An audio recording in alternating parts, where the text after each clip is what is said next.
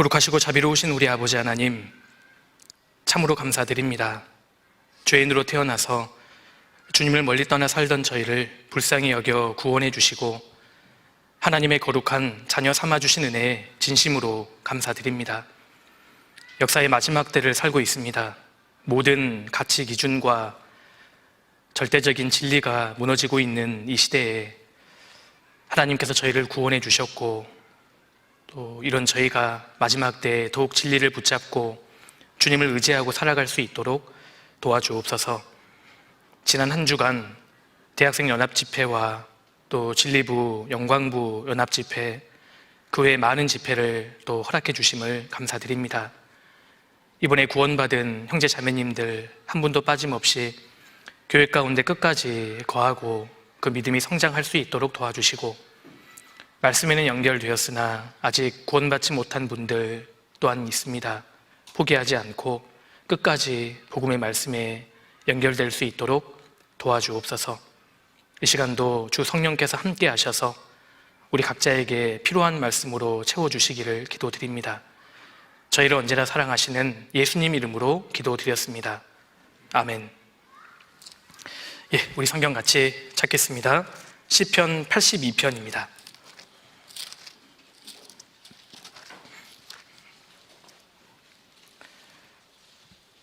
시편 82편 5절입니다. 5절.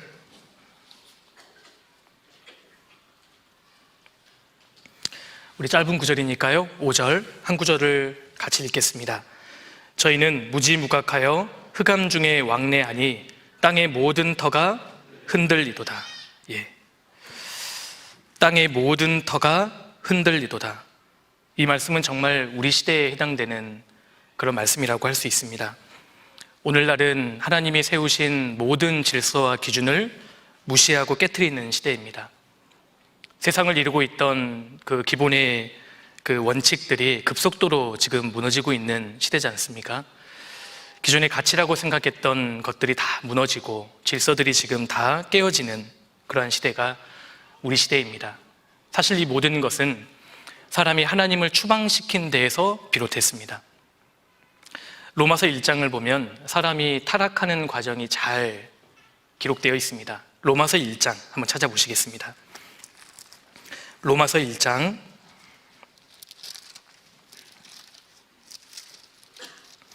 21절입니다.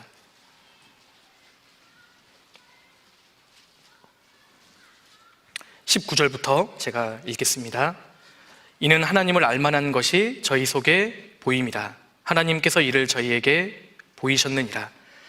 사람 속에는 하나님을 알만한 것이 그 안에 있습니다. 사람은 사실 영혼을 가진 존재이기 때문에 하나님을 느끼고 하나님을 의식하도록 프로그램되어 있는 존재라는 겁니다. 그런데 21절, 하나님을 알되 하나님으로 영화롭게도 아니하며 감사치도 아니하고 오히려 그 생각이 허망하여지며 미련한 마음이 어두워졌나니. 점점 하나님을 알만한 것이 그 속에 있음에도 불구하고 하나님의 존재를 부정하고 점점 무시하는 겁니다. 그렇게 되면 22절, 스스로 지혜 있다 하나 우준하게 돼요. 하나님을 제외하고 자기를 설명하려고 하니까요, 지혜 있는 것처럼 보이지만 점점 우준하게 되고 자기 중심적으로 바뀌어 가는 겁니다. 급기야는 23절, 썩어지지 아니하는 하나님의 영광을 썩어질 사람과 금수와 버러지 형상의 우상으로 바꾸었느니라. 심지어 인간을 숭배하게 되고 더 나아가서 금수와 버러지 형상의 우상을 섬기게 되는 겁니다. 하나님을 빼버리면 나 자신을 보이는 것으로 설명을 하게 되잖아요. 그렇게 되면 자세히 생각하면 사람은 동물 중에 하나가 됩니다. 진화론적인 사고에 젖어들게 되고 더 생각해 보면 동물보다 못한 존재로 여기게 됩니다. 그래서 사람이 사람 위에 동물을 놓게 되고 동물을 숭배하는 이제 그 지경에 이르게 된다는 겁니다. 그리고 극도의 쾌락주의로 빠져들게 됩니다. 24절, 그러므로 하나님께서 저희를 마음의 정욕대로 더러움에 내어버려 두사 저희 몸을 서로 욕되게 하셨으니. 완전한 쾌락주의로 빠지게 되고 급기야는 동물보다 못한 존재로 타락하게 됩니다. 26절. 이를 인하여 하나님께서 저희를 부끄러운 욕심에 내어버려 두셨으니 곧 저희 여인들도 순리대로 쓸 것을 바꾸어 영리로 쓰며 이와 같이 남자들도 순리대로 여인 쓰기를 버리고 서로 향하여 음욕이 부릴 듯하며 남자가 남자로 더불어 부끄러운 일을 행하여 저희의 그릇 때문에 상당한 보응을 그 자신에 받았느니라. 이 말씀에 순리라고 나오죠. 순리라는 단어는 위에서부터 주어지는 것, 즉 하나님께로부터 주어지는 법칙을 뜻합니다. 반면에 순리를 거스른다는 것은 영리잖아요. 영리라는 것은 하나님께로부터 주어지는 법칙을 깨트리는 것을 말합니다. 남자와 여자가 서로 사랑하는 것은 순리에 해당하지 않습니까? 그런데 동성애는 순리를 거스르는 것에 해당합니다. 지금 우리 시대는 이 동성 결혼도 합법화되는 그런 지경에 이르렀습니다. 지금 모든 것이 다 무너지고 있는 겁니다. 우리 시대가 지금 여기까지 왔습니다. 러시아의 대문호였던 도스토옙스키는 이런 말을 남겼습니다. 만약 하나님이 없다면 인간이 못할 짓은 아무것도 없다. 사실 그의 말이 맞잖아요. 오늘 그 짧은 시간이지만 그 세계관에 대해서 좀 말씀을 드려볼까 합니다. 우리가 지금 살고 있는 시대를 가리켜서 포스트 모더니즘 시대다라는 말은 아마 한 번쯤은 들어보셨을 거라고 생각하는데요. 그렇다고 철학을 이야기하려고 하는 것은 아니고요. 철학과 세계관은 다릅니다. 철학은 철학자들이 하는 것이고 세계관은 모든 사람들이 사실 가지고 있는 관점입니다. 세계관이 없는 사람은 없죠. 그 사람이 그렇게 말하고 그렇게 생각하고 반응하는 이유가 사실은 세계관 때문입니다. 우리는 지금 포스트 모던 시대를 살고 있습니다. 우리가 그 청년으로서 이 사실을 좀 이해할 필요가 있습니다. 이것을 이해하게 된다면 왜 현대인들이 그렇게 반응하는지, 왜 현대인들이 그렇게 생각하는지, 그리고 우리가 어떻게 살아야 하는지 이것을 우리가 분명하게 알 수 있습니다. 그래서 오늘은 조금 생소한 주제이긴 합니다만 모든 것이 무너지는 시대라는 제목으로 포스트 모더니즘에 대해서 좀 말씀을 드려볼까 합니다. 포스트 모더니즘을 이해하기 위해서는 먼저는 모더니즘을 이해할 필요가 있습니다. 왜냐하면 모더니즘의 반발로 포스트 모더니즘이 나온 것이거든요. 제가 잠깐 설명을 좀 해드릴게요. 인간의 역사를 이렇게 도표로 그려볼 수 있습니다. 도표로 그려본다면 지금으로부터 2000년 전에 예수님께서 이 땅에 오셨습니다. 예수님께서 십자가에 피 흘려 죽으심으로 복음을 완성하셨잖아요. 그리고 그 복음이 이제 유럽을 중심으로 초기에는 전파가 됩니다. 그런데 이 시대에 복음이 전해진다는 것은 극심한 핍박과 박해를 받는 것을 의미했습니다. 복음은 그냥 전해지지 않았습니다. 많은 성도들의 땀과 눈물, 급기야는 피를 통해서 이 복음이 이제 전해지기 시작합니다. 이때는 이제 완전한 기독교 박해 시대였죠. 그런데 AD 313년경에 로마의 콘스탄티누스 황제가 기독교를 공인하고 급기야는 AD 590년에 이제 교황 제도가 생기게 됩니다. 그래서 이 590년을 카톨릭의 시작으로 보는 겁니다. 교황 제도가 여기에 이제 설립이 되고 로마 카톨릭을 중심으로 한 중세 시대가 이제 약 1000년 동안 이어지죠. 마을이 이제 성경을 중심으로 한 국가의 성립이었지만 사실은 성경을 중심으로 하지 않았습니다. 로마 카톨릭은 그야말로 성경에서 점점 멀어졌고요. 기독교 자체가 완전히 1000년에 걸쳐서 타락을 하게 됩니다. 기독교가 타락하면, 교회가 타락하면 크게 두 가지의 현상이 일어납니다. 먼저는 교회 안에서 각성운동이 일어나고요. 그것이 이제 1517년도에 종교개혁이라고 할 수 있습니다. 종교개혁.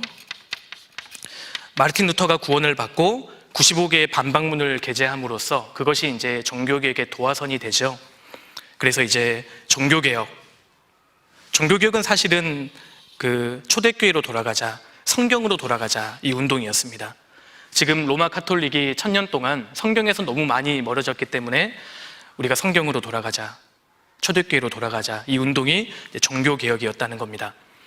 교회가 타락하자, 기독교가 타락하자, 엄밀히 말하면 로마 카톨릭이 타락한 것이죠. 그래서 또 하나 생긴 것은 이제 기독교 밖에서의 개혁운동이었습니다. 그것이 계몽주의 들어보셨죠? 계몽주의라는 운동입니다.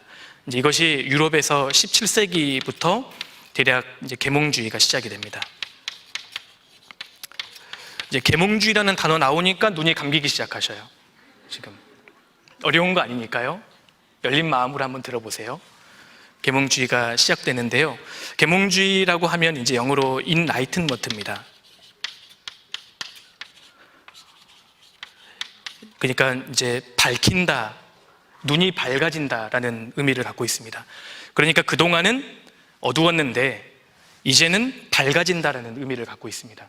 이게 바로 계몽주의입니다. 그러니까 이 타락해버린 로마 카톨릭을 반발해서 나온 게 계몽주의입니다. 그러니까 이때부터는 완전히 안티예요. 하나님 없어.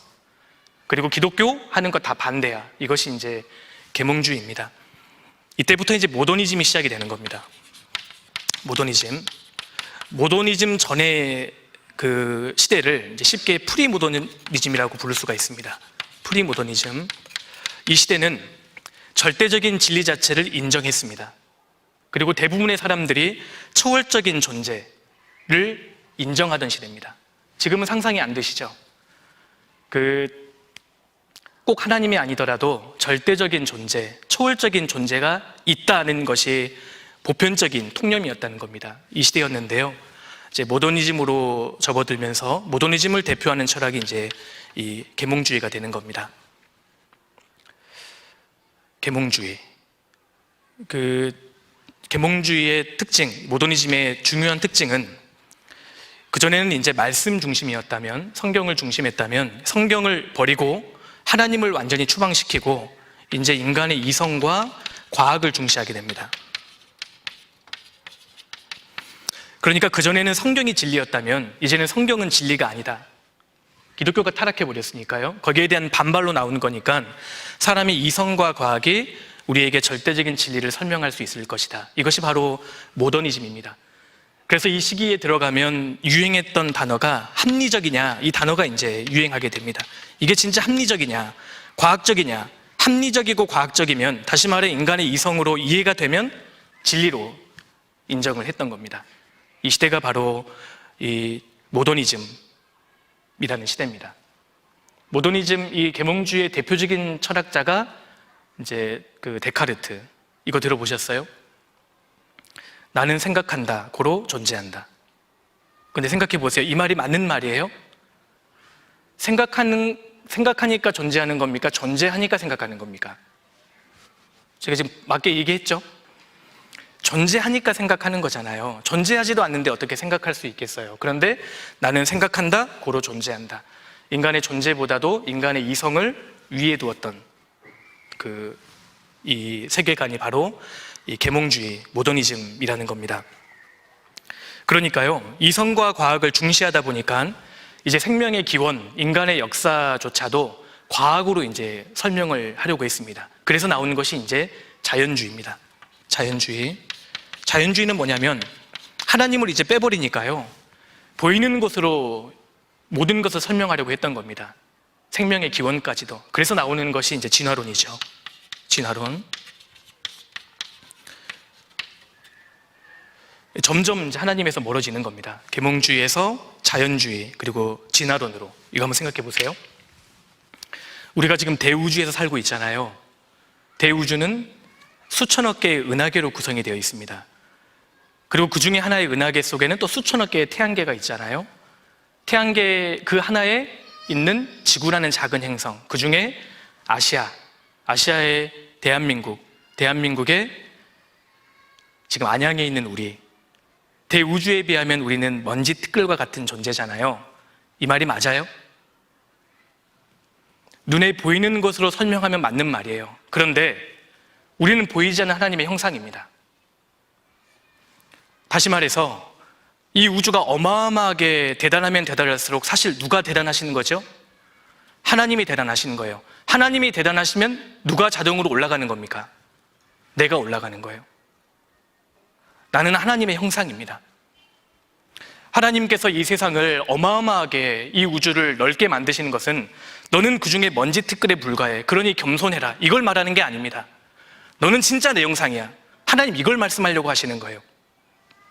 이 세상에 다양한 동물을 이렇게 만들어 놓으시는 것은 너는 그 중에 하나에 불과해, 이걸 의미하는 게 아니라는 겁니다. 너는 달라. 너는 진짜 내 형상이야. 하나님 그걸 말씀하려고 하시는 거거든요. 대우주 속에 우리는 먼지 티끌에 불과하다. 그러니 겸손하라. 겸손한 말 같죠? 아닙니다. 끔찍한 말이에요. 바꿔서 생각해 볼까요? 내가 먼지 티끌이라면 상대방도 먼지 티끌이에요. 기분 나쁘게 하면 죽여도 돼요. 내가 동물 중 하나라면 겸손한 것 같죠? 아닙니다. 바꿔서 생각하면요, 상대방도 동물 중 하나예요. 죽일 수 있어요. 사실 끔찍한 이야기라는 겁니다. 이런 그 자연주의 세계관, 진화론에서 우리가 벗어나야 합니다. 이 시대는 이성과 과학을 중시했기 때문에 눈에 보이는 것으로 모든 것을 설명하려고 했던 그런 그 시대였다는 겁니다. 그래서 점점 이제 하나님 진리에서 멀어지고 있죠. 그리고 세 번째로, 이 시대는 인간의 이성과 과학의 발달이 이 세상에 유토피아를 가져다 줄 거라고 생각했습니다. 그래서 이것을 진보적 사관이다, 이렇게 이야기합니다. 역사는 진보한다, 점점 발전한다라는 겁니다. 그래서 진보적인 사관을 가지고 있었던 겁니다. 이 모더니즘, 이 근대는 진짜 힘든 시대였습니다. 먹고 살기 정말 어려웠기 때문에 그래도 진보적인 사관을 가지고 있었어요. 과학이 발달하면 유토피아가 도래할 것이다. 그러니 조금만 참자. 그래서 이때 이어졌던 것이 이제 낙관주의입니다. 이 모든 걸 낙관적으로 이제 보았다는 겁니다. 이런 세계가 이제 모더니즘입니다. 그렇죠? 조금만 더 참자. 좋은 세상이 올 거야. 이성과 과학이 발달하면 우리에게 절대적인 진리를 설명해 줄 것이다. 이성과 과학은 결국 우리에게 유토피아를 가져다 줄 것이다. 이것이 이제 계몽주의였고 모더니즘 시대였다는 겁니다. 이 모더니즘, 특히 이 계몽주의는 혁명의 시대를 가져왔습니다. 사실은 어떠한 시대의 주 철학이 바뀔 때마다 기존의 가치관을 무너뜨려야 하니까요, 반드시 혁명이라는 것이 뒤따르게 됩니다. 계몽주의는 특별히 두 가지의 혁명을 가져왔는데요. 지금 살아계시죠? 지금, 예. 그 정치 사회적으로는 프랑스 혁명이었습니다. 그래서 1789년도에 프랑스 혁명. 이건 엄청난 사실 기념비적인 사건이었죠. 일반 대중이 당시에 절대 군주였던 왕을 무너뜨렸습니다.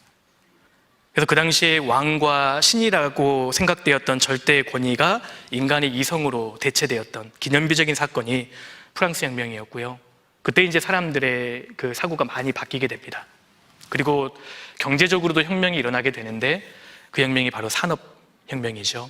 과학이 발달해서 산업계에서도 혁명이 일어났던 겁니다.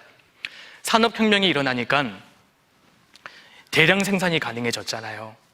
대량 생산이 가능해지면 사람들이 이렇게 생각했습니다. 벌어들인 막대한 부가 많은 사람들에게 균등하게 돌아갈 것이다, 이렇게 기대했습니다. 그런데 모더니즘이 이제 거의 끝에 다다랐을 때 그 부가 균등하게 돌아가기는커녕 부익부 빈익빈이 심화되었잖아요. 그뿐만이 아니라 자연도 파괴되는 겁니다. 환경이 오염되기 시작하고요. 급기야는 20세기 초에 세계대전이 발발합니다. 그러니까 이제 1900년대에 들어와서 10년대부터 45년도까지 세계 1차, 2차 세계대전이 발발하지 않습니까? 이것이 서양 사람들, 서구 사람들에게는 엄청난 충격이었습니다. 왜냐하면 모더니즘은 이성과 과학의 발달이 우리에게 유토피아를 가져다 줄 것이다 라는 믿음이었는데, 결국 이성과 과학이 발달하니까 원자폭탄을 만들어낸 겁니다. 이성과 과학이 우리에게 유토피아를 가져다 주는 것이 아니라 대량 학살을 가져온 거예요. 그러니까 서구 사람들에게는 충격이었습니다. 그래서 이제 모더니즘과 다른 세계관을 갖게 된 겁니다. 야, 모더니즘은 틀렸구나. 이성과 과학이 결국 우리에게 진리를 가져다 주지 못했구나. 이걸 이제 뼈저리게 인정하게 된 겁니다. 그래서 모더니즘의 결국은 절망이에요. 결국 이 모더니즘의 마지막은 절망에 휩싸이게 됩니다. 그리고 남는 게 허무밖에 없어요. 너무 허무한 겁니다. 실제로요, 하나님을 떠난 사람에게 남는 것은 허무밖에 없어요. 하나님을 추방시킨 사람에게 남는 것은 사실 절망밖에 없습니다. 이걸 이제 유럽이, 서구 사회가 경험하게 되는 겁니다. 그래서 이 모더니즘 끝에 진짜 많은 사람들이 자살했습니다. 너무 허무하니까요. 결국 인생은 허무하잖아요. 결국 잘 살았든 못 살았든 죽지 않습니까? 그러니까 눈에 보이는 것으로 설명하면 결국은 절망 그 자체이거든요. 이걸 이제 그 사람들이 깨닫게 됩니다. 그러면 무엇으로 돌아가야 할까요? 성경으로 돌아가야만 했어요. 그때 모더니즘 끝에요. 야, 인간의 이성과 과학은 우리에게 절대적인 진리가 되지 못하는구나. 하나님께로 돌아가자. 그래야 했다는 겁니다. 그런데 이제 그렇게 하지 않았습니다. 그래서 이제 나온 것이 포스트 모더니즘입니다. 우리는 지금 포스트 모더니즘 시대를 살고 있죠. 이 모더니즘 끝에 너무나 많은 사람들이 이제 그 자살했기 때문에 너무 허무하니까요. 철학자들은 이 허무주의를 극복할 수 있는, 인위적으로 극복할 수 있는 철학을 하나 대안으로 삼습니다. 그 철학이 뭐냐면 실존주의입니다. 실존주의. 모더니즘을 대표했던 철학이 계몽주의였다면 포스트 모더니즘을 대표하는 철학이 실존주의라는 겁니다. 이게 뭐냐면요, 사실 무서운 겁니다. 희망이 없다는 것을 알았잖아요. 너무 허무했지 않습니까? 그런데 실존주의는 희망이 없다는 걸 인정해요. 절대적인 진리가 없다는 걸 인정해버립니다. 다만 희망이 없어요. 그런데 희망이 있다고 생각하고 살자는 겁니다. 희망은 없어요. 그런데 희망이 있다고 치면서 살자. 이것이 실존주의예요. 무슨 뜻인지 이해되십니까? 절대적인 진리란 존재하지 않아요. 포스트 모더니즘은 절대적인 진리를 완전히 부정합니다. 그런데 너가 생각하는 것이 곧 진리가 될 수 있다. 이것이 이제 실존주의라는 겁니다. 그러니까 사실은 어떤 의미에서 무서운 거죠. 희망이 없다는 걸 알았다면 하나님께로 돌아가야 할 텐데, 성경으로 돌아가야 할 텐데 그렇게 하진 않고요. 희망이 있다고 생각하면서 살자. 이것이 이제 실존주의입니다. 그리고 실존주의 이 시대가 바로 우리가 지금 살고 있는 이 포스트 모더니즘 시대라는 겁니다. 우리가 지금 여기를 살고 있습니다. 이 포스트 모더니즘 시대에서 대표적인 핵심은 절대 진리를 부정합니다. 절대적인 진리란 존재하지 않는다는 겁니다. 그러니까 이 시대를 진리 실종 시대라고 이야기하는 겁니다. 자, 과거에는 절대적인 진리란 존재했다고 사람들이 대부분 다 믿었죠. 그게 바로 성경적인 세계관이었는데 이제 카톨릭이 타락하니까 거기에 반발해서 모더니즘이 시작이 된 겁니다. 모더니즘은 절대적인 진리가 있다고 생각했어요. 다만 그것이 인간의 이성과 과학으로 설명할 수 있다고 생각했습니다. 인간의 이성과 과학이 절대적인 진리를 발견할 수 있다. 이 믿음이었습니다. 그런데 포스트 모더니즘은 모더니즘에 대한 반발로 나왔기 때문에요. 절대 진리 자체를 인정하지 않아요. 이것이 우리 시대의 핵심입니다. 절대적인 진리란 존재하지 않는다. 실제로 2000년대 초반에 미국에서 설문조사를 한 게 있는데요. 미국인의 22%만 당시에 절대 진리를 확신합니다. 78%는 절대 진리가 없다고 생각하는 겁니다. 지금은 아마 그 편차가 더 심해졌겠죠. 절대 진리를 부정합니다. 이 포스트 모더니즘에 대해서 가장 잘 설명했던 그 학자가 프랜시스 셰퍼라는 철학자입니다. 기독교 사상가인데요. 이분이 지금은 이제 고인이 되었는데 포스트 모더니즘에 대해서 아주 잘 예견했던 그런 학자입니다. 근데 그분이 어떻게까지 설명을 하냐면 절망선이라는 게 있다. 절망선. 이제 그분이 만들어낸 용어입니다. 유럽 같은 경우는 1890년이었고 미국은 이제 1935년이 절망선이었다. 이 말이 무슨 말이냐면 이 절망선 전에는 사람들이 절대 진리가 있다고 생각했다는 겁니다. 절대 진리를 확신했다. 그런데 절망선 넘어서는 이제 깊은 심연에 빠지게 되는데 대부분의 사람들이 절대 진리를 인정하지 않는다는 겁니다. 이것이 이제 포스트 모더니즘의 특징이 됩니다. 근데 한번 생각해 보세요. 이 포스트 모더니즘이 얼마나 모순적인 세계관이냐면 절대적인 진리는 존재하지 않는다 이 사상이잖아요. 그런데 절대 진리는 존재하지 않는다는 것이 진리다, 이걸 내포하고 있잖아요. 그러니까 아주 모순적인 세계관이라는 겁니다. 지금 저만 말씀드리는 거 아니죠? 그죠? 그러니까 아주 모순적인 세계관이고요. 자, 생각해 보십시오. 절대 진리를 부정하니까요, 상대주의가 나오게 됩니다. 자, 포스트 모더니즘에서 부정하는 진리는 절대 진리입니다. 객관적인 진리, 인류에게 모두 보편적으로 적용되는 객관적인 진리는 부정해요. 다만 주관적인 진리만 있다, 이렇게 생각하는 겁니다. 그러니까 모든 사람에게 공통적으로 적용되는 객관적인 진리는 존재하지 않아요. 다만 주관적인 진리는 존재한다는 겁니다. 그러니까 그것이 진리는 존재하지 않아, 진리는 너가 만들어내는 거야, 이게 이제 포스트 모더니즘의 핵심 사상입니다. 그게 당신에게는 진리일지 모르겠지만 내게는 진리가 아니에요. 바로 이것이 우리가 오늘날 복음을 전하는데 가장 장애가 되는 세계관입니다. 이게 이제 포스트 모더니즘의 영향이죠. 성경이 사실이고 하나님 살아계시는 증거를 아무리 많이 보여줘도 현대인들은 맞네요, 일리가 있어요. 그런데 그게 나하고 무슨 상관이에요? 이런 반응이 나오게 된다는 겁니다. 이 성경이 사실이고 하나님 살아계시는 증거를 보여줘도 그래요. 그런데 그것이 기독교인인 당신에게는 진리일지 모르겠지만 무신론자인 내게는 진리가 될 수 없어요. 과거에는 성경이 기준이었다면 모더니즘에는 인간의 이성이 기준이잖아요. 그런데 이제 포스트 모더니즘은 사람의 느낌이 기준이 되는 겁니다. 이게 사실이냐 아니냐는 더 이상 중요하지 않아요.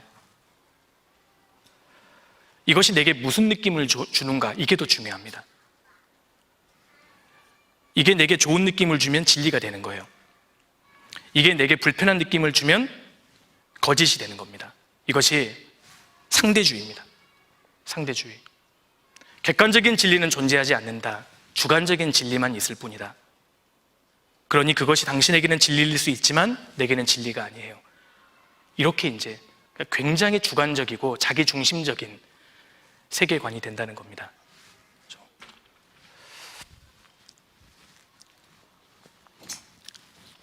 그렇게 해서 이제 우리가 살고 있는 이 시대를 포스트 모던 시대로 설명할 수 있는데요. 그러니까 우리가 전도할 때에도 나도 당신을 귀찮게 하지 않을 테니 당신도 나를 귀찮게 하지 말라, 이런 암묵적인 동의가 요구되는 시대가 우리 시대입니다. 그 전에는 둘 중에 하나가 진리라면 다른 하나는 거짓이라는 말이 통용됐잖아요. 우리 시대는 그게 통용되지 않아요. 이게 진리고 다른 것도 진리가 될 수 있어요. 모든 사람이 기준이 되니까요.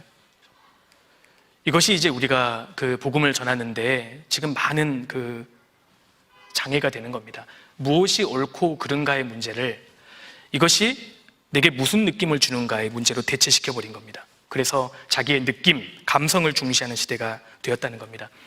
이 포스트 모더니즘 교육을 정말 앞장섰던 사람이 이 존 듀이라는 사람입니다. 제가 잠깐 자료를 보여드릴게요. 이 사람이 이제 존 듀이라는 사람입니다. 이 사람의 가장 큰 업적은 미국의 교육과정 중에 성경적인 스탠다드를 다 빼버렸다는 겁니다. 저도 대학에서 이제 교육학 수업을 들을 때 이 사람에 대해서 많이 배웠거든요. 이분의 책도 읽기도 하고요. 좋은 분인 줄 알았어요. 나중에 알고 보니까 이분은 이 포스트 모던 교육을 진짜 앞장섰던 사람입니다. 미국의 교육과정 중에 성경적인 기준 자체를 완전히 빼버렸어요. 이때부터는 이제 미국에서 성경적인 스탠다드를 더 이상 가르치지 않습니다. 1930년대부터 미국의 진화론이 확산되기 시작했고요. 60년대에 미국의 교과서에 진화론이 들어갑니다. 그때부터 미국의 자살률이 급증합니다. 그거 아십니까? 한때 자살률이 유럽이 1등이었고요. 그 다음에 일본이 1등이었고 미국이 1등이었고 지금은 어느 나라가 1등이죠? 우리나라가 1등이잖아요. 이게 교과서에 진화론이 실린 순서라는 거 알고 계십니까? 진화론이 사실이면 우리는 먼지티끌인 겁니다. 동물 중 하나잖아요. 그래서 이제 미국의 자살률이 급속도로 증가합니다. 그리고 이 존 듀이라는 사람은요, 주입식 교육이 나쁘다고 얘기했습니다. 그런데 진짜 주입식 교육이 나쁜 것일까요? 성경에서 말하는 교육은 주입식 교육입니다. 하나님은 사람하고 토론하지 않으셨어요. 일방적으로 선포하셨죠. 하나님은 말씀하셨습니다. 교회에서 전해지는 설교도 토론이 아니지 않습니까? 일방적인 선포입니다. 1960년대부터 이제 이 포스트 모던 교육이 굉장히 활발하게 이루어졌고 60년대 이 기점으로 미국의 문화가 완전히 바뀝니다. 이때부터 이제 히피 문화, 하드록 같은 게 성행하기 시작하고요. 마약 복용, 동성애, 자살률, 이제 불륜 이런 것들이 이제 급증하게 됩니다. 그래서 60년대 이전의 학생들에게는 너 동성애에 대해서 어떻게 생각하니? 라고 물으면 그거 잘못되었어요. 이렇게 대답했거든요. 그런데 60년대 이후의 학생들에게 동성애에 대해서 어떻게 생각하니? 라고 물으면 이렇게 대답해요. 저 그거 싫어요. 옳고 그르냐의 문제를 내가 좋냐 싫으냐의 문제로 대체해서 생각한다는 겁니다. 그러니까 절대적인 기준은 존재하지 않아요. 성경적인 기준은 존재하지 않아요. 너가 선택하라는 겁니다. 이것이 이제 포스트 모던 시대에 볼 수 있는 모습들이죠. 그래서 어린 학생들이 지금 학교에서 성경적인 기준, 도덕적인 기준을 배울 거라는 기대를 아예 버리셔야 돼요. 지금은 그렇게 가르치지 않습니다. 그리고 이제 아까 말씀드렸던 프랜시스 셰퍼라는 학자가 이야기할 때 이렇게 얘기를 해요. 근데 그분의 말이 참 일리가 있습니다. 어떤 시대가 이렇게 변화할 때 가장 먼저 영향을 주는 학문이 있다면 철학이다, 이렇게 이야기합니다. 가장 먼저 이제 철학이 바뀌게 되면 철학의 흐름을 가장 민감하게 반영하는 것이 미술이다, 이렇게 얘기합니다. 미술 다음에 그 다음에 음악이 반영하고요. 그 다음에 이제 일반 문화 영향을 받고 일반 문화가 바뀌고 맨 마지막에 신학이 바뀐다는 겁니다. 그러니까 마지막에 신학이 바뀌면 이제 그까지 온 거죠. 그 시대가. 포스트 모더니즘의 대표 철학이 실존주의였고 그 영향을 받아서 미술과 음악이 발빠르게 영향을 받기 시작합니다. 그래서 제가 자료를 좀 보여드릴게요. 이분이 이제 프랜시스 셰퍼라는 기독교 사상가입니다. 아주 포스트 모더니즘에 대해서 아주 잘 예견했던 학자인데요. 자, 보세요. 이 구스타프 쿠르베라는 화가는 사실주의 화가입니다. 모더니즘적인 작품들이에요. 그러니까 이분의 작품을 보면 이것이 사진인지 그림인지 분간이 안 될 정도로 아주 정밀하게 그렸잖아요. 이것이 이제 모더니즘 예술이었습니다. 있는 객관적인 실체를 그대로 반영하는 겁니다. 이것이 이제 우리가 전통적으로 알고 있는 미술이잖아요. 이게 이제 모더니즘 작품인데요. 그런데 포스트 모더니즘 작품을 보세요. 이분이 이제 마리셸 디샹이라는 화가인데 이분이 그린 이제 가운데 이 그림이 제목이 계단을 내려오는 나부예요. 오른쪽에 있는 그림의 제목이 처녀에서 신부로의 이행. 어디 처녀가 있어요? 그죠? 어디 신부, 저만 안 보이는 거 아니죠? 그러니까 객관적인 진리가 존재하는 것이 아니라 바라보는 사람에 따라 주관적인 진리가 존재한다. 이 사상을 미술이 지금 반영을 하고 있는 겁니다. 이 포스트 모더니즘의 대표적인 또 화가가 바실리 칸딘스키라는 러시아 화가인데요. 왼쪽 작품의 제목이 뭘까요? 노랑, 빨강, 파랑이라는 제목의 작품이에요. 그러니까 이 작품을 보는 사람 마음대로 해석할 수 있는 겁니다. 각자가 보이는 대로 느끼는 대로 해석하면 그게 정답이라는 겁니다. 오른쪽에 있는 작품의 제목이 오렌지입니다. 저만 오렌지 안 보이는 거 아니죠?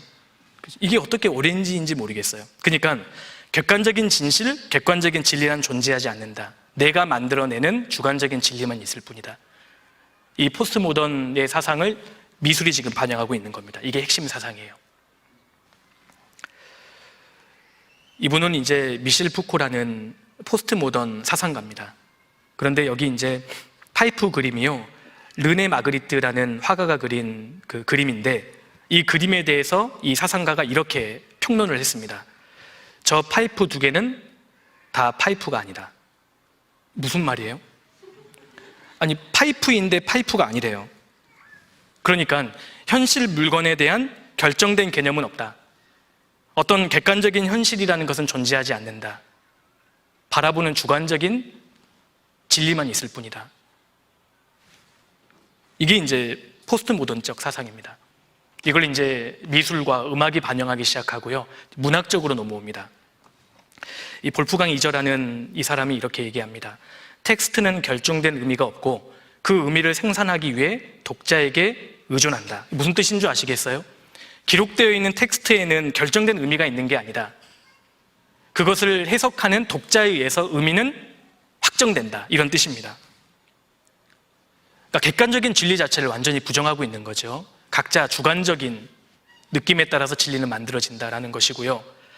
롤랑 바르트라는 이분은 이렇게 얘기합니다. 그것은 당신의 해석일 뿐이다. 독자의 관점에 따라 모든 것이 다 바뀔 수 있기 때문에 당신이 해석하는 그것이 그 텍스트가 의미하는 의미이다. 이 말입니다. 이런 영향을 우리가 지금 받고 교육을 받고 살고 있다는 겁니다. 이분은요, 이 세상에 철학은 없다. 단지 시인이 있을 뿐이다. 그러니까 결정되어 있는 어떤 의미나 철학이 존재하는 것이 아니라 그 텍스트를 접하는 독자가 자기 구미에 맞게 음미하고 해석하면 되는 것이다. 절대적인 진리는 존재하지 않는다. 이 사상이 바로 이 포스트 모던 사상입니다. 그러니까 한마디로 이야기하면 모든 것이 다 다르다. 다 주관적인 거니까요. 이게 왜 문제가 되냐면 법 해석이 달라지기 때문입니다. 대표적인 사례가 이 로데 웨이드 이 판결인데요. 이것은 이제 미국에서 처음으로 낙태죄를 폐지한 판결입니다. 그 전까지는 대부분의 미국의 주에서 낙태를 법으로 금하고 있었습니다. 그런데 이 판결로 이제 여성의 성적 결정권을 국가가 간섭할 수 없다. 이렇게 최초로 판결했는데요. 미국의 대법원에서 어떤 식의 논리를 펼치느냐? 헌법은 결정되어 있는 것이 아니라 살아있는 문서다. 헌법은 살아있다. 굉장히 멋진 말 같죠? 근데 이게 포스트 모던 사상이라는 겁니다. 헌법은 딱 결정되어 있는 그 텍스트가 딱 고정되어 있는 문서가 아니라 시대에 따라서 사람에 따라서 융통성 있게 해석될 수 있는 변화하는 문서라는 겁니다. 그러니까 그 시대에 따라서 그 사람의 구미에 따라서 언제든지 변화할 수 있다는 겁니다. 이것이 이제 우리가 살고 있는 이 포스트 모던의 모습들입니다.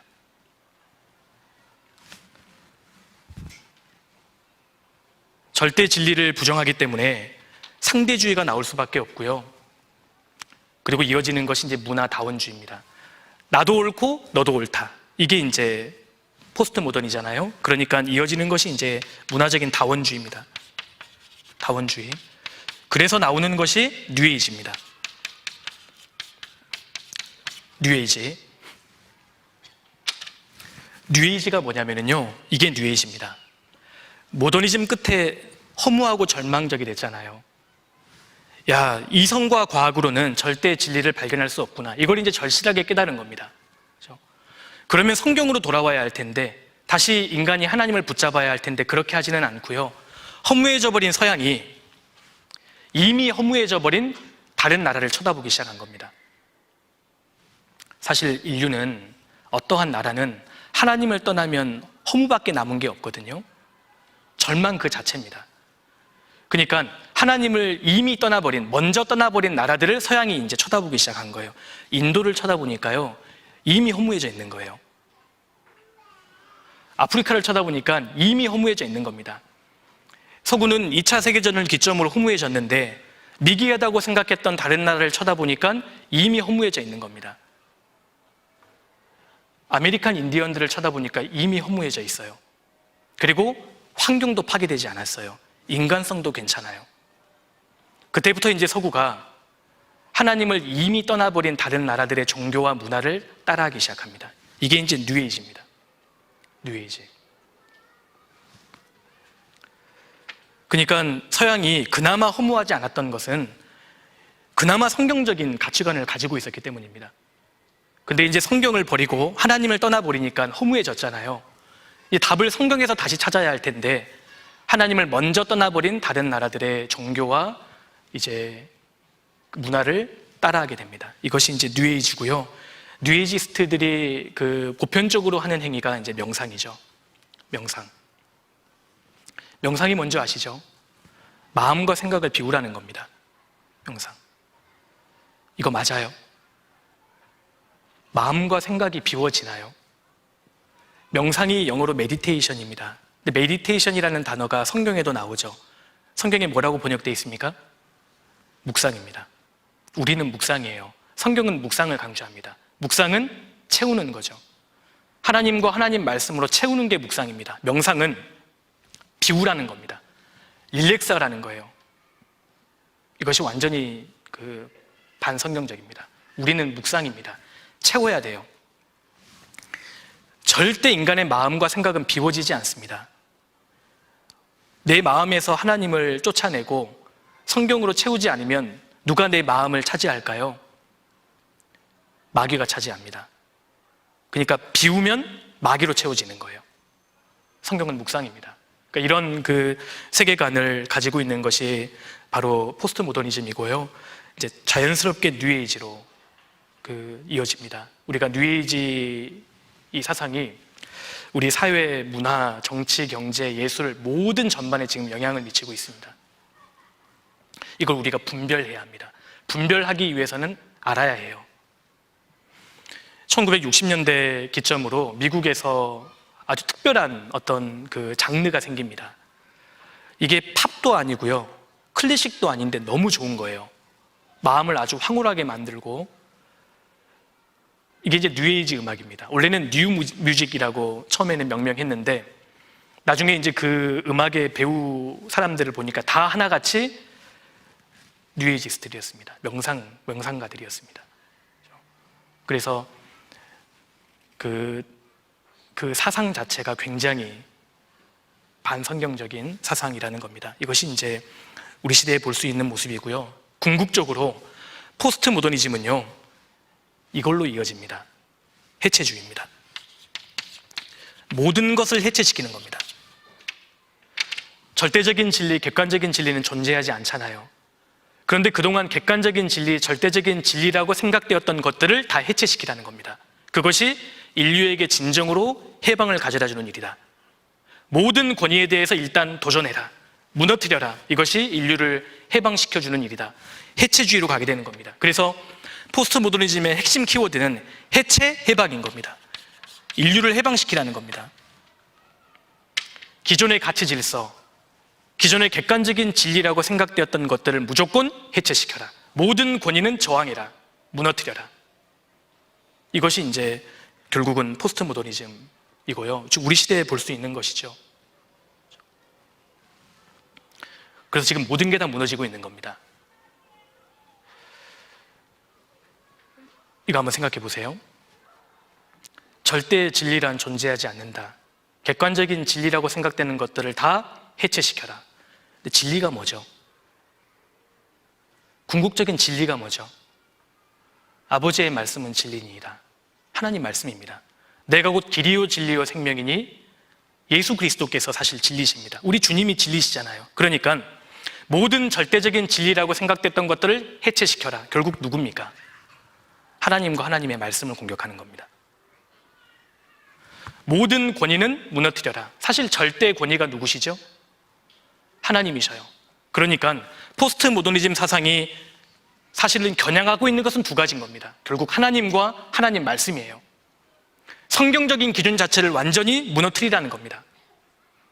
이 사상의 사실은 핵심 사상입니다.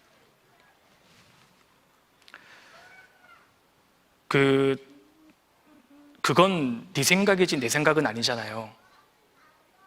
이런 시대를 살고 있기 때문에요. 사실 이 세계에서는 어떠한 사회 체계도 존립할 수 없습니다. 사실은요, 부모님이 자녀를 꾸짖는 것도 허용되지 않아요. 부모님에게는 진리지만 자녀에게는 진리가 아니지 않습니까?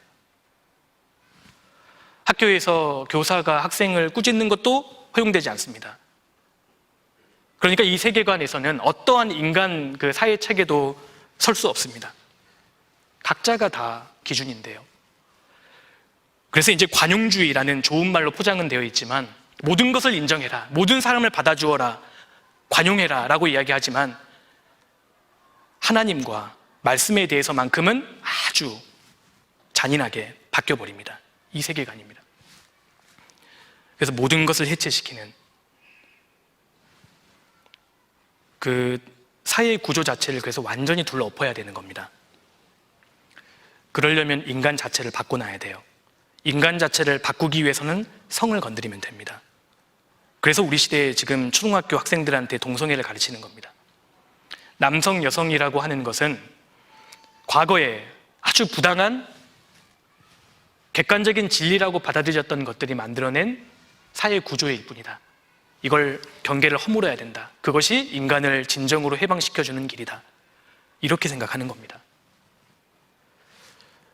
그래서 우리 시대의 모든 것이 지금 해체되는, 모든 것이 다 무너져버리는 그런 모습들을 우리가 지금 보고 있습니다. 그래서 그전에는 하나님의 말씀이 이제 기준이었다면, 사실 이제 중세 시대가 하나님 말씀을 기준으로 했다는 것도 사실은 우리는 동의할 수 없죠. 로마 카톨릭이 성경을 완전히 자기 구미대로 바꿔서 해석했고 성경을 완전히 멀어졌기 때문에요. 그런데 이제 프리 모더니즘 시대를 속칭한다면, 말씀이 기준이었다면, 이제 모더니즘은 인간의 이성이 기준이었고, 포스트 모더니즘은 인간의 느낌입니다. 감성입니다. 감성이 이제 기준으로 되는 시대라고 할 수 있습니다. 그래서 우리가 살고 있는 이 시대는 이것이 사실이냐 아니냐는 더 이상 중요하지 않아요. 이것이 내게 어떠한 느낌을 주느냐, 이게 우선이라는 겁니다. 이것이 내게 좋은 느낌을 주면 진리가 되는 겁니다. 이것이 내게 불편한 느낌을 주면 거짓이 되는 그런 사회가 포스트 모더니즘 사회라는 겁니다. 이것이 이제 사회 전반에 영향을 미치고 있고, 심지어는 우리 신앙생활에도 영향을 미친다는 겁니다.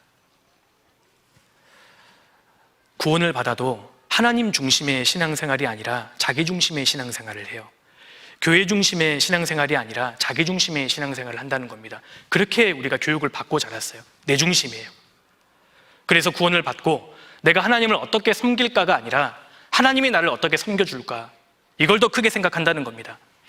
과거에 몇 년 전만 하더라도 구원받은 그리스도인들이 교회 안에 있으면 내가 교회를 위해서 어떤 봉사를 할까, 여기에 관심을 가졌는데요, 이제는 내가 이렇게 봉사했는데 왜 교회가 이것도 안 챙겨줘, 이런 식의 사고를 하게 된다는 겁니다. 하나님의 뜻을 이루는 것이 아니라 나의 뜻을 이루는 것이 간증이 되어버리는 겁니다.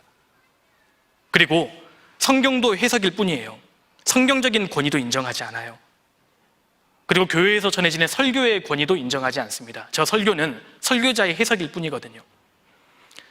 그러니까 분명하게 선포되는 하나님 말씀이 축소되고 약화될 수밖에 없는 겁니다.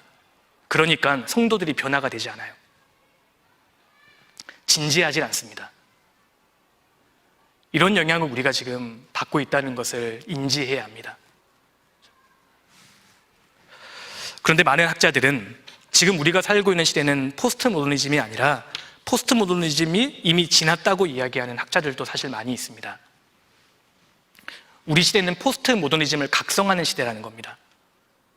그래서 이 이름이 이제 최근에 들어서 정해졌는데요, 우리 시대를 가리켜서 포스트 모더니즘이다, 이렇게 이제 이름을 붙여요. 그러니까 후현대에 더 이제 극으로 간 것이죠. 우리가 살고 있는 시대의 특징은 어떤 것이냐면요, 포스트 모더니즘의 특징을 그대로 가져오면서 이제 극으로 가니까요, 어떠한 특징이 있냐면 우리 시대는 새 것을 추구합니다. 새 것을 추구. 이게 무슨 말이냐면요, 진지하기를 포기해버린 겁니다. 어차피 절대적인 진리는 존재하지 않기 때문에 인생을 고민하면서 복잡하게 살 필요 없다. 그냥 즐겨라. 그래서 이것이 사실이냐 아니냐는 더 이상 중요하지 않아요. 이것이 새 것이냐 진부하냐. 새 것이고 재미있으면 진리가 되는 겁니다. 지루하고 진부하면요, 악으로 치부해버려요. 우리 시대에 보십시오. 사람들이 이 멀티미디어 장비에 너무 익숙해져 있기 때문에 재미있는 것, 자극적인 것, 새로운 것을 추구하잖아요. 진부한 것은 악이라고 생각합니다. 그래서 새 것을 추구하는 시대, 진지한 것을 포기해버린 시대, 진지함을 찾아볼 수 없는 시대, 이것이 우리 시대라는 겁니다. 그러니까 구원받은 우리의 사명은 진지한 것을 포기해버린 사람들에게 어떻게 하면 진지한 복음을 전할 것이냐, 이것이 우리의 과제라는 겁니다. 복음은 진지한 거잖아요. 예수님이 나의 죄를 처리하시려고 십자가에서 그 붉은 피를 흘리시는 것은 그야말로 진지한 겁니다. 신앙생활은 진지한 겁니다. 인생은 진지한 거지 않습니까? 그런데 진지한 것을 싫어하는 이 사람들에게 어떻게 하면 진지한 복음을 전할 것인가, 이것이 우리의 사실은 과제입니다. 그래서 오늘날에는 두꺼운 책도 팔리지 않아요. 얇은 책이 팔리고요, 얇은 책도 그림 아니면 절대 안 팔립니다. 그림이 위주가 되어 있어야 팔리고, 긴 영상도 이제 보기를 힘들어합니다. 짧은 영상, 자극적인 것, 점점 그런 것을 이제 선호하게 되고요. 두 번째로 나타나는 현상은 이제 극으로 온 겁니다. 사탄 숭배입니다. 사탄을 숭배하는, 그래서 기독교가 빠져나간 나라들을 중심으로 지금 사탄 숭배가 성행을 이루고 있는 겁니다. 귀신과 밀접해지는, 사탄과 친숙해지는 시대, 사람이 귀신 문장을 하고 다니는, 그래도 이상하지 않는, 그게 일반화되는 시대가 지금 되고 있다는 겁니다. 그 요한계시록 9장에 보면 7년 환란 속에 있는 사람들에게 대표적으로 나타나는 죄악이 귀신을 숭배하는 거로 나오잖아요. 점점 귀신 숭배, 사탄 숭배가 노골화될 겁니다. 자, 보세요. 프리모더니즘 그 시대에는 유실론이 대세를 이루었습니다. 그러니까 꼭 하나님은 아니더라도 초월적인 절대자는 있다, 이것이 이제 기본 통념이었다면, 모더니즘으로 가면서 유실론이 점점 약화되는데요, 절대 유실론에서 무실론으로 바로 떨어지지 않아요. 중간 단계가 있습니다. 그게 바로 이신론입니다. 이신론, 디이즘이라고 하잖아요. 이신론이라는 것은 하나님은 계셔요. 하나님의 존재는 인정합니다. 그러나 내 삶에 영향을 미치지 않으신다. 이게 이신론입니다. 천지 만물은 하나님이 창조하셨어요. 그러나 인간의 역사에 개입하지는 않으신다. 이것이 이제 이신론입니다. 유신론에서 바로 무신론으로 가지 않아요. 바로 중간 단계가 있습니다. 그리고 이신론은 곧 무신론으로 이어집니다. 지금 우리 시대는 무신론이 대세를 이루고 있는 시대지 않습니까? 그런데 무신론이 절대 끝이 아니에요. 사탄 숭배로 이어집니다. 아까 말씀드렸죠? 사람은 마음이 비워지지 않아요. 비우는 순간 사탄이 차지하는 겁니다. 사탄 숭배로 이어져요. 이게 앞으로 점점 더 이제 노골화될 겁니다. 그러니까 이렇게 되는 겁니다. 자, 봐보셔요.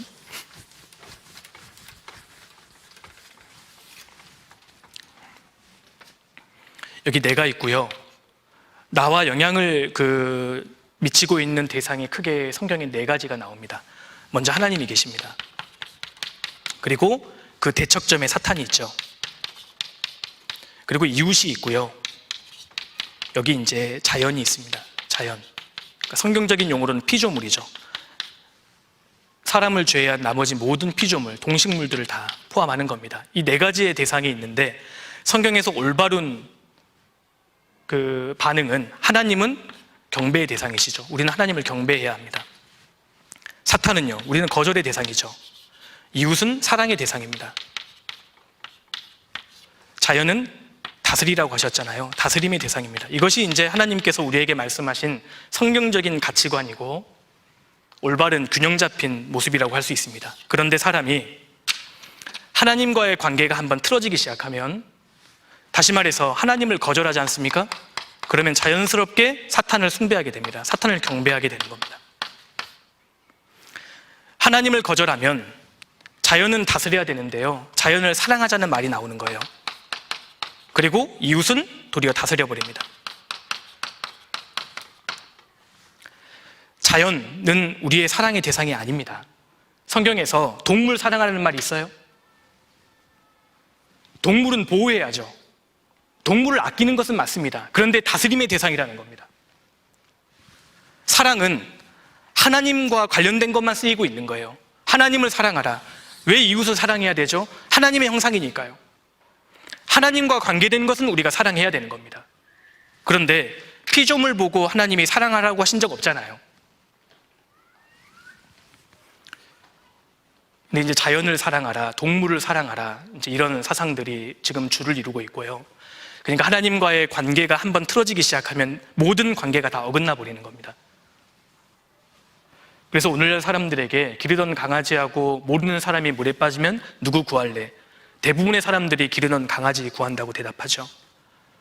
하나님과의 관계가 잘못 설정되니까요, 이제 이웃은 다스림의 대상으로, 나머지 자연은 사랑하는 쪽으로 이제 짐승을 사람 수준으로 올려놓는 겁니다. 사실 진화론의 극까지 온 겁니다. 시편 36편 찾아보시겠습니다. 시편 36편 6절입니다.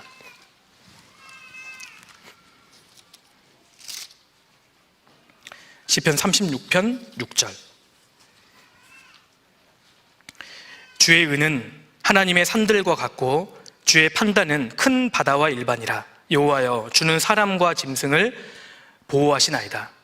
분명히 말씀하셨습니다. 주는 짐승과 사람을 보호하시나이다. 이렇게 말씀하지 않으셨죠? 사람과 짐승을 보호하시나이다. 언제나 사람은 짐승보다 우선되는 겁니다. 물론 짐승도 중요하죠. 이것을 잘 다스리는 것을 우리에게 맡기신 겁니다. 단, 짐승이 사람보다 먼저는 아니잖아요. 근데 오늘날 이제 사람만큼 짐승을 생각하고 오히려 짐승을 더 가치 있게 생각하는 그런 시대가 되고 있다는 겁니다. 우리는 지금 이제 포스트 모던 시대를 살고 있습니다. 사사기 맨 마지막에 보면 그때 이스라엘의 왕이 없으므로 사람이 각각 그 소견에 오른 대로 행하였더라. 이 말씀이 정말 해당되는 시대가 우리 시대라는 겁니다. 절대적인 왕 하나님을 추방시켜 버렸기 때문에 이제 각각 그 소견에 오른 대로 행하는 시대, 혼란한 시대가 되었다는 겁니다. 그렇다면 모든 것이 무너지는 이 시대에 우리 구원받은 그리스도인들은 어떻게 살아야 할까요? 사실 답은 간단합니다. 모든 것이 무너지는 이 시대를 살면서 우리는 정말 하나님의 말씀을 붙잡고 살아야 하는 겁니다. 결국 진리는 하나님 말씀이잖아요. 하나님 말씀은 어느 시대든지 진리였습니다. 시대에 따라 하나님의 말씀이 변화된 것이 아닙니다. 이 사실을 우리가 분명하게 해야 합니다. 마지막으로 우리 시편 138편 넘겨보겠습니다. 시편 138편 2절입니다.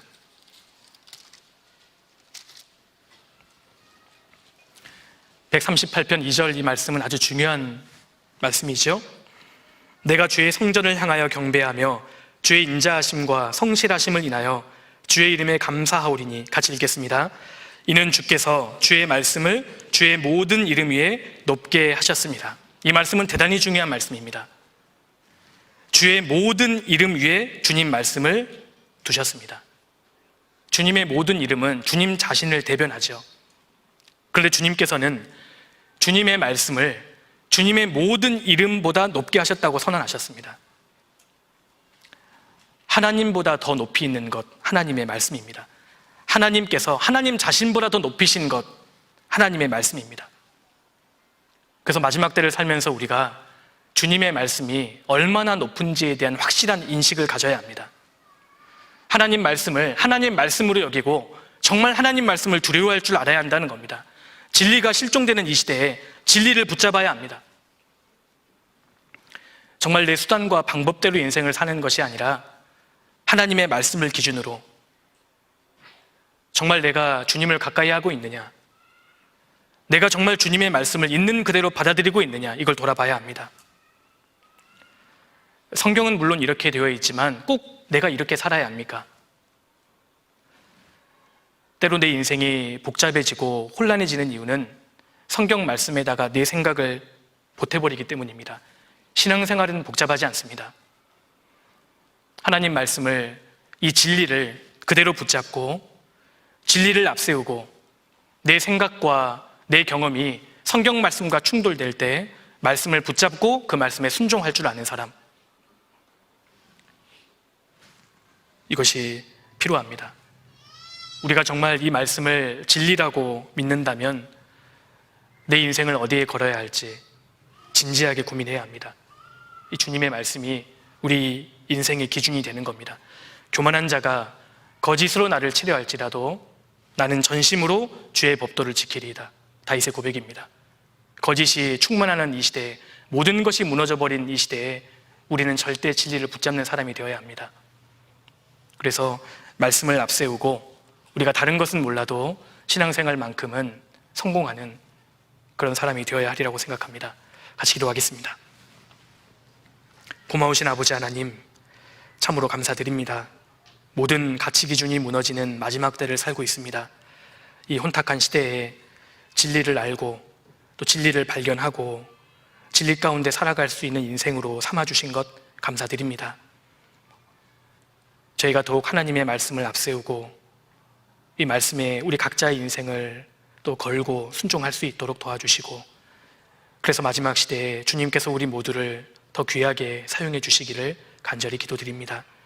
이어지는 교제의 시간도 오직 주께 의지합니다. 저희를 언제나 사랑하시는 예수님 이름으로 기도드렸습니다. 아멘. 수고하셨습니다.